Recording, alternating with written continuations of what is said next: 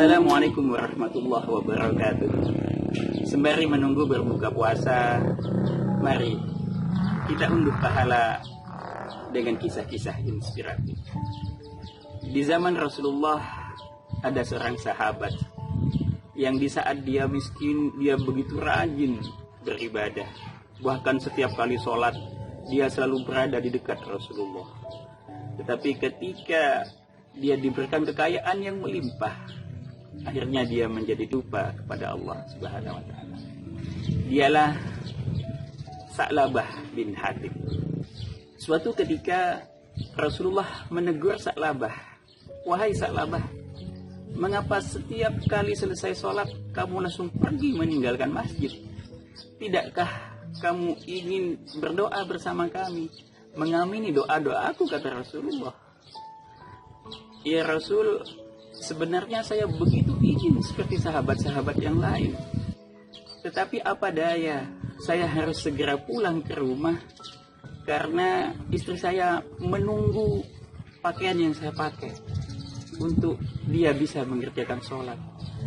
Kami begitu miskin ya Rasul, sehingga pakaian yang bisa kami pakai untuk sholat hanya satu, yaitu yang saya pakai ini. Maka dari itu ya Rasul, doakan saya agar menjadi orang yang kaya, sehingga bisa lebih mantap lagi ketika beribadah."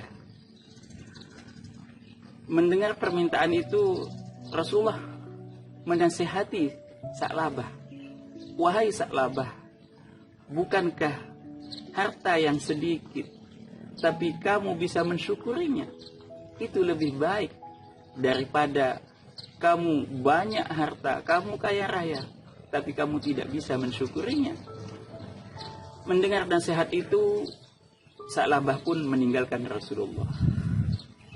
Keesokan harinya, Sa'labah menemui Rasulullah lagi, mengajukan permohonan lagi agar Rasulullah mendoakannya menjadi orang yang kaya raya. Di hari yang ketiga, Sa'labah kembali menemui Rasulullah, mengajukan permohonan yang sama agar mendoakannya menjadi orang yang kaya. Akhirnya Rasulullah pun mendoakan Sa'labah, berdoa kepada Allah agar memberikan kekayaan yang melimpah kepada Sa'labah. Setelah didoakan oleh Rasulullah, Sa'labah memelihara seekor kambing. Kambingnya itu beranak dan beranak. Begitu cepat perkembangan kambing yang dipelihara oleh Sa'labah, sehingga Sa'labah sibuk dengan menggembalakan kambing. Dia yang biasanya sholat bersama Rasulullah di masjid, sekarang sudah berkurang. Dia hanya bisa sholat maghrib dan isya. Zuhur dan asarnya dia sudah mulai menghilang dari masjid. Tambah lama tambah banyak kambing yang dipeliharanya, sehingga setiap sholat 5 waktu dia sudah tidak muncul di masjid. Dia hanya muncul seminggu sekali, yaitu sholat Jumat. Semakin lama kambingnya semakin banyak.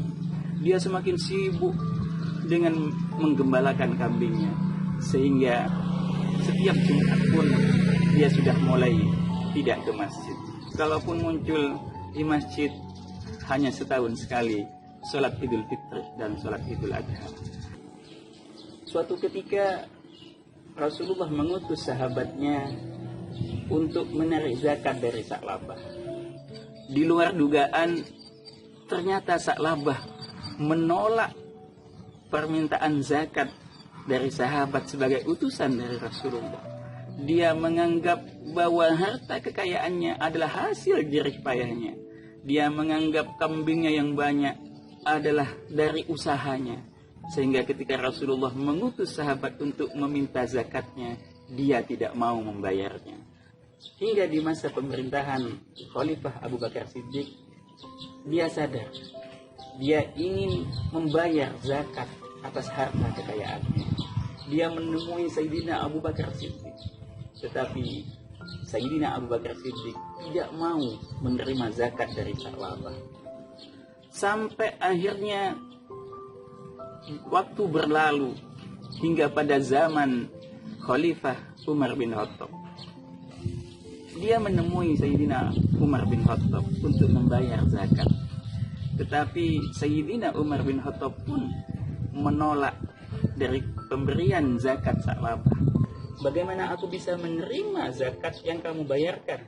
Sedangkan Rasulullah, Sayyidina Abu Bakar Siddiq saja menolak dari zakat yang kau berikan. Akhirnya Sa'labah meninggal dalam keadaan su'ul khotimah.